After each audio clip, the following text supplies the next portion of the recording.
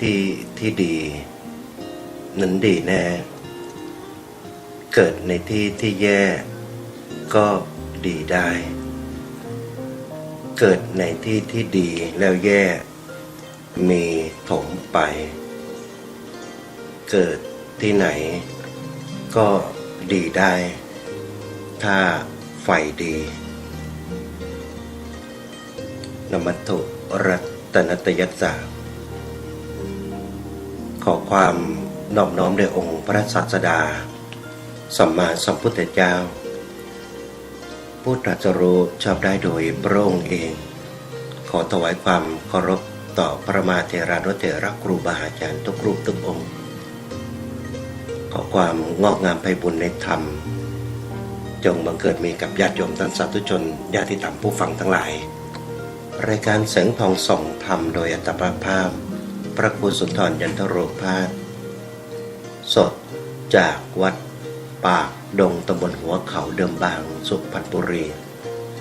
พบกับท่านตรงนี้ทอ01เมนบุรี945กิโลเฮิรตซ์จันทร์ถึงศุกร์ปลุกท่านตื่นตี 5:30 ถึง 6 โมงเช้าทุกวันโยมสำหรับในเช้านี้เป็นเช้าที่อาตมาภาพปรารภต่อท่านในเรื่องของ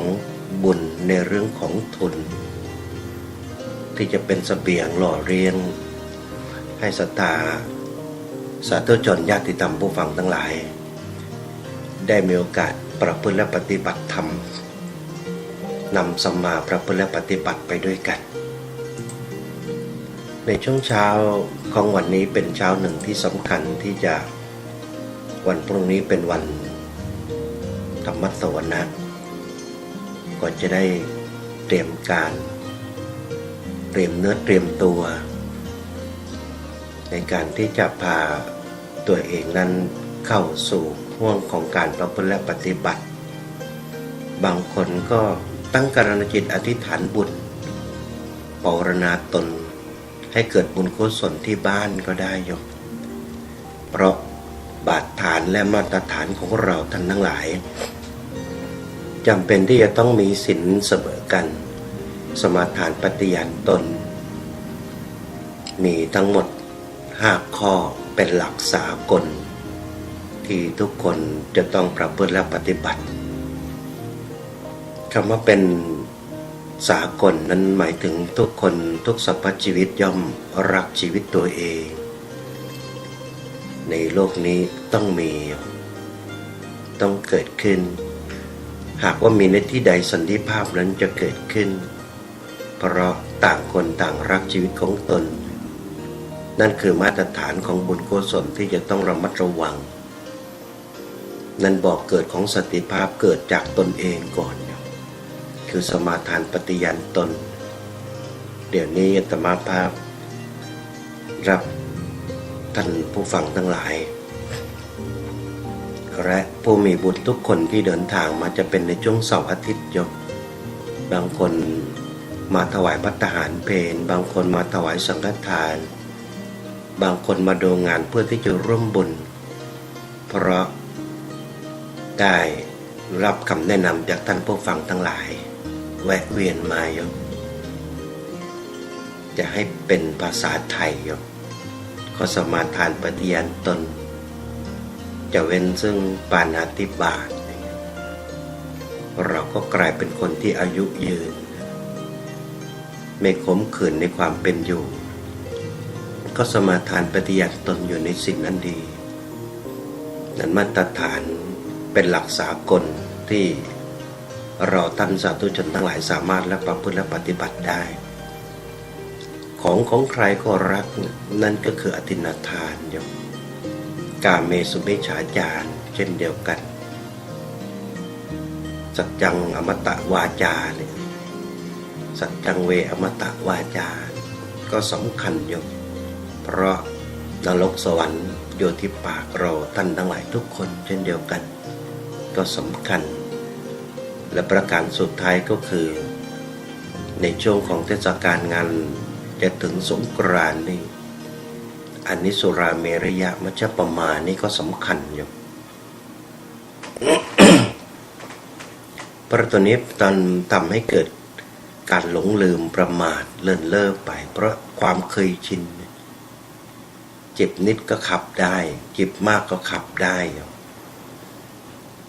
เห็นชอบด้วยเช่นเดียวกันที่จะระงับดับความเสียหายที่จะเกิดขึ้นนะโยมขับรถในขณะมึนเมานี่ยึดไว้ก่อนโยมตั้งแต่รถเครื่องไปถึงรถคันใหญ่ให้พ้นเทศกาลสงกรานต์ไปแล้วค่อยส่งคืนนี่บางคนก็ไม่ทราบโยมเมาแล้วก็ประมาทเลินเล่อขับเราเดือดร้อนคนเดียวก่อนก็คือทำให้บั่นทอนอายุสั้นสติฟั่นเฟือนไม่สามารถควบคุมตัวเองได้เราเป็นเราคนเดียวก็เกาะเกี่ยวให้คนอื่นเดือดร้อนด้วยเนี่ย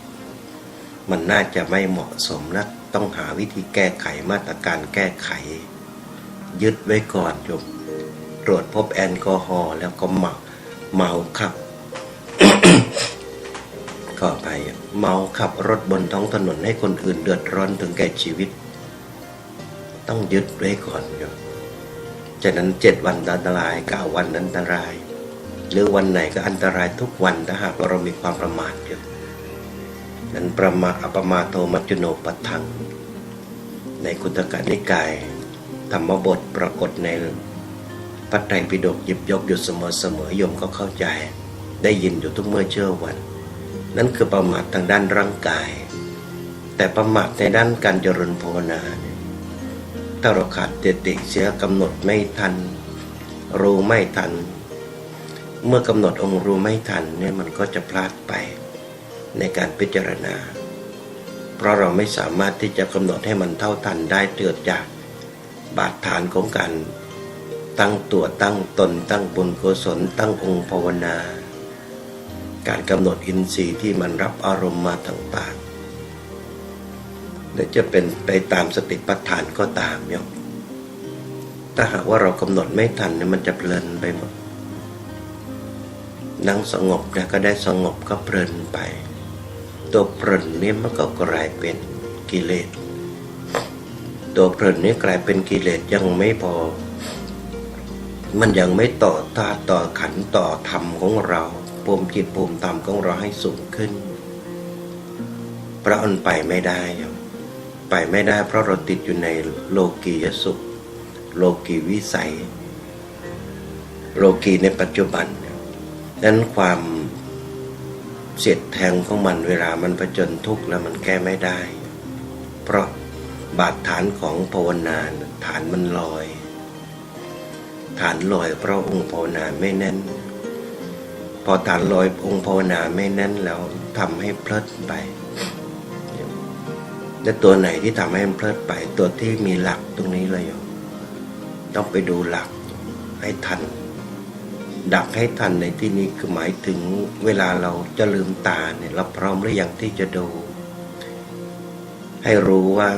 จักษุวิญญาณตาไปกระทบกับวัตถุแล้วมันเกิดวิญญาณวิญญาณคือความจำได้หมายรู้ตัวจำได้หมายรู้นี่เราไปปรุงอะไรมันปรุงให้เกิดสุขหรือเกิดทุกข์รู้แท้แก่นธรรมของมันในการเห็นเพียงแค่ไหนและถ้าเราระงับดับไม่ทันมันก็จะปรุงไปในเรื่องของสวยของงามเกิดโลภเกิดหลงเกิดภพเกิดชาติเกิดสุขเกิดทุกข์เกิดพอใจไม่พอใจ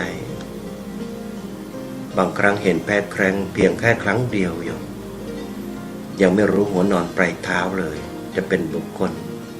หรือจะเป็นเข้าของไม่รู้ว่ามีมูลค่าแค่ไหนจิตปฏิบัติไปแล้วชอบพอชอบปุ๊บก็จิตชอบมันก็เป็นกิเลสมันก็เกิดภพเกิดชาติ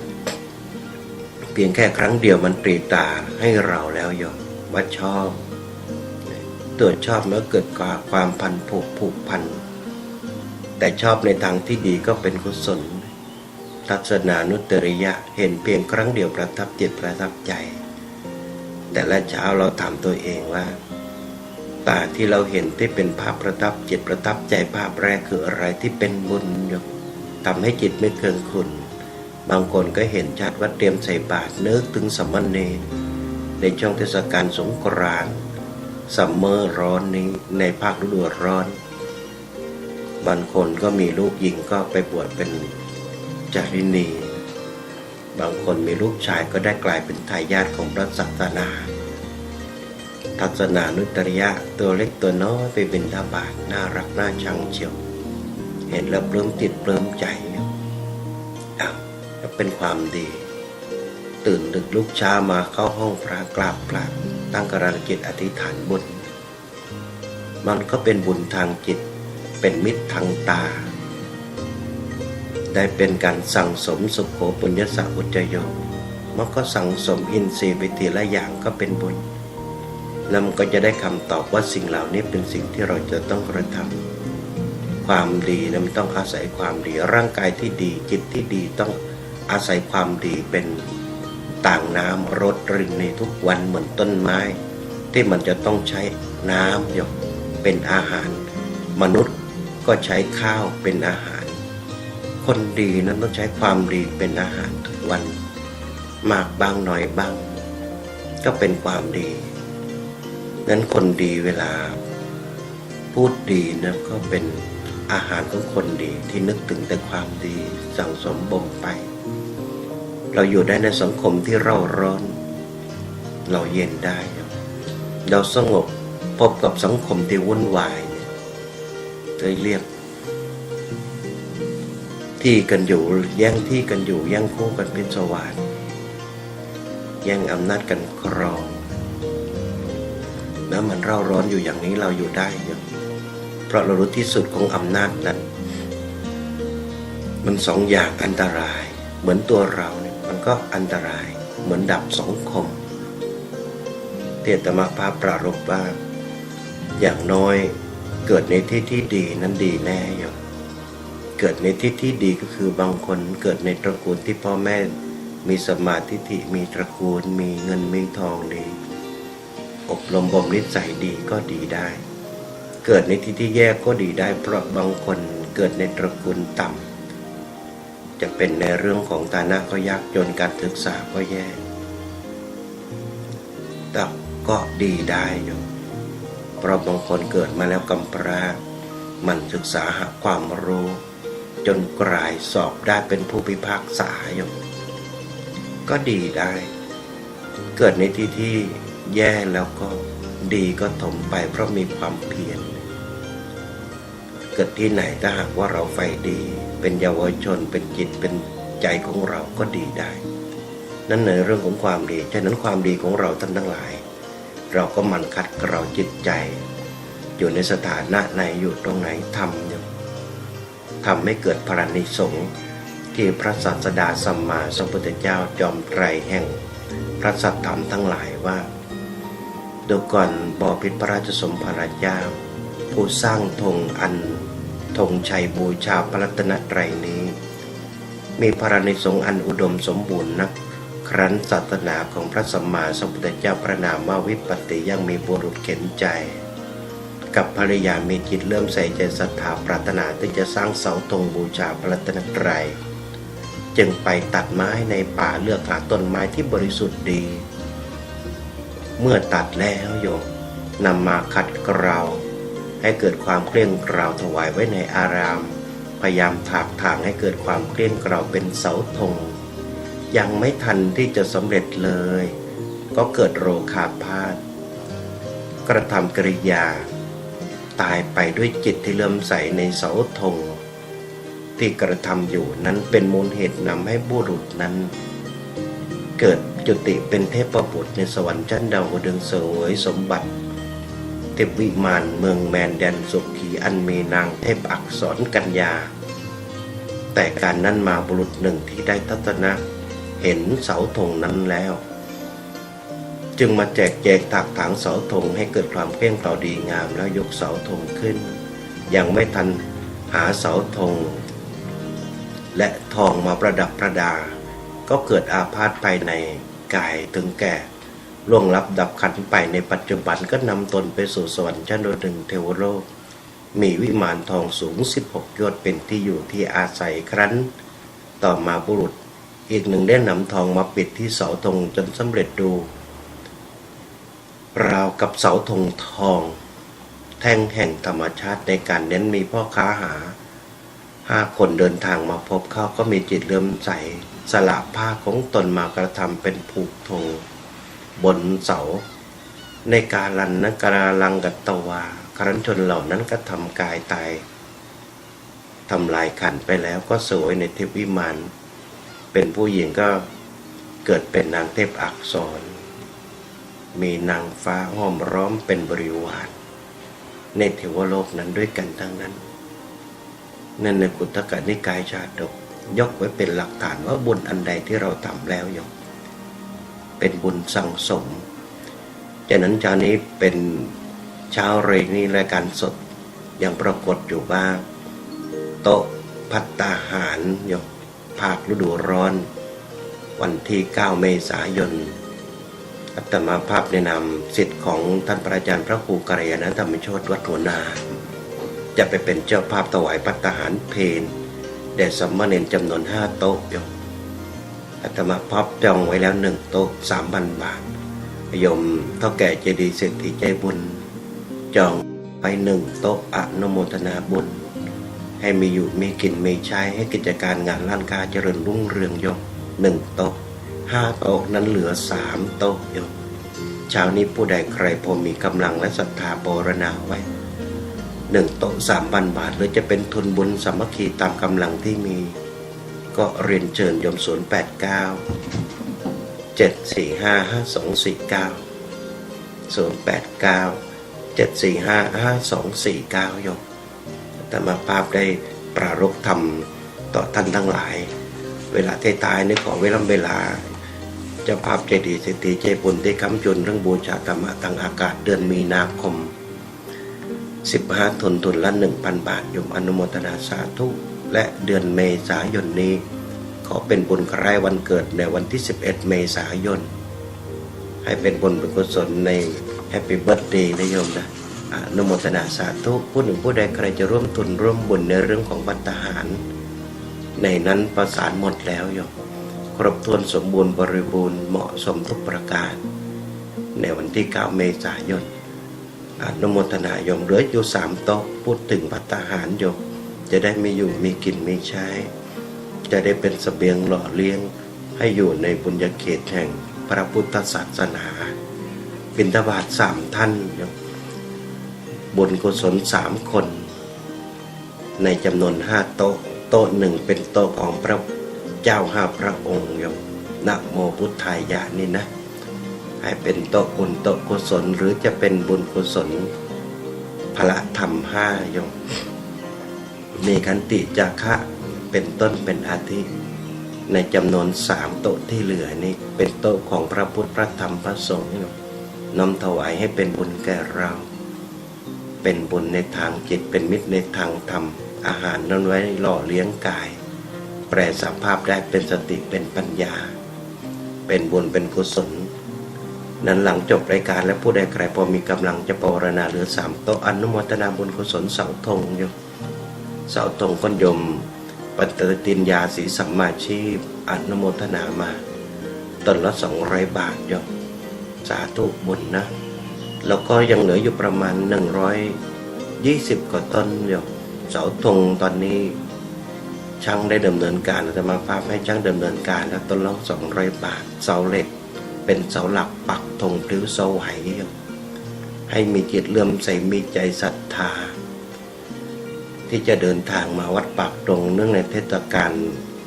วันสงกรานต์ก็ตามทีโยมครึ้มทีเดียวละริมถนนหนทางวันหนึ่งก็คนผ่านไปเป็นร้อยเป็นพันเป็นหมื่นคนเห็นแล้วก็จิตเลื่อมใสจะศรัทธามีธงชาติพลิ้วสวัยมีธงธรรมจักรไปเราก็หมุนไปด้วยกันคือต้นละ200 บาทโยมเหลืออยู่ประมาณ100 กว่าต้นเนาะอนุโมทนาเท่าแก่เจดีย์เศรษฐีใจบุญได้ค้ำจุนไว้ 10,000 บาทคือ50 โต๊ะโยม50 ต้นนะเรื่องเสาธงนะนั่นคือรายการบุญโยมจะเป็นในแรงการบุญในเรื่องของบุญพญานาคฝากไว้ณอุโบสถปรากฏเป็นหลักฐานหลักชัยจำนวน8 ตนโยมตนละ 20,000 บาท จำนวน8 ตนต้นละ 20,000 บาทนั้นปวารณาไว้ประมาณปลายเดือนและต้นเดือนพฤษภาคมจะมีช่างปั้นปูนปั้นสดให้ปรากฏเป็นของสวยงาม แต่ที่มีอยู่แล้วก็เป็นพญานาคหลักฝากไว้อนุโมทนาหน้าอุโบสถนั่นแหละโยมแต่ที่จะปั้นสดปั้นปูนเป็นเกร็ดเป็นสักขีพยานในเรื่องของบุญพญานาคโยมอนุโมทนาแม่ชวนทองชุ่มปวารณาไว้1 ตนอนุโมทนาคุณแม่สังเวียนจองไว้1 ตนนะบุญพญานาคที่บันไดอุโบสถอนุโมทนาคุณโยมลาวันโยมกมลพร้อมครอบครัวและญาติมิตรด้วยโยมช่วยมา1 ตนอนุโมทนาสาธุปวารณาไว้โยมณภัชชนพร้อมครอบครัวญาติมิตรแผ่บุญให้กับผู้ที่มีชีวิตอยู่ให้ร่มเย็นเป็นสุขโยมและอุทิศกราบนาผลบุญกุศลให้กับผู้มีพระคุณเจ้ากรรมนายเวรนะแล้วโยมตดาภูมิคุณวัสนาอินโนโอเอะ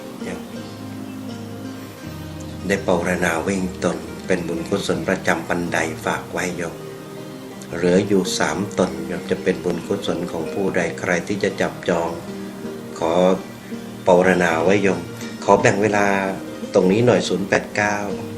745 5249จะเป็นเรื่องทองสักต้นโยมต้นละ200 บาทเป็นเสาหลักปักธงชัย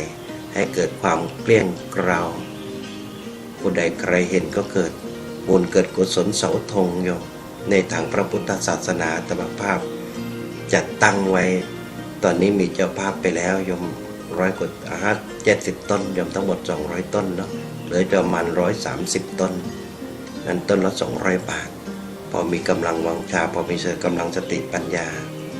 ก็ขอให้ร่วมบุญโยมเป็นธงชัยของบุญของผู้บำเพ็ญคุณงามความดีไปด้วยกันภาวนาหลังรายการได้โยม089 9121838หรือ089 745 5249อนุโมทนาบุญคุณแม่ทองใบและท่านทั้งหลายที่ร่วม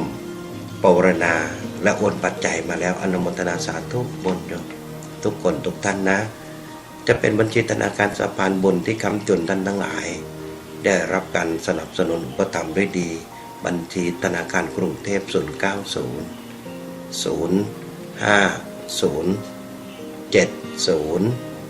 70นะโยมนะอย่าไปกลับกันนะ090 050 7070บัญชีธนาคารกรุงไทยที่โยมสามารถโอนปัจจัยแล้วแจ้งปวารณาให้อาตมาภาพได้ทราบโยมเบอร์ไหนก็ได้089 9121838 089 745 5249ได้โยมหลังได้โอนปัจจัยแล้วก็แจ้งมาเพื่อจะดำเนินรายการบุญให้ถูกต้องตามวัตถุประสงค์จำนงใหม่ที่โยมฝากไว้ในทางพระพุทธศาสนามองดูเวลาหมดเวลาโยมก็อำพาลาจากโยมญาติท่านผู้ฟังทั้งหลายขออนุโมทนาบุญสาธุที่ติดตามรับฟังเพราะความรู้ยิ่งเห็นจริงในธรรมคำสอนองค์พระศาสดาสัมมาสัมพุทธเจ้าจงเป็นบุญอันทิพย์ให้ท่านทั้งหลายรู้ยิ่งเห็นจริงในธรรมคำสอนของพระศาสดาสัมมาสัมพุทธเจ้าจงทุกคนทุกท่านทุกครอบครัวขออำนวยพร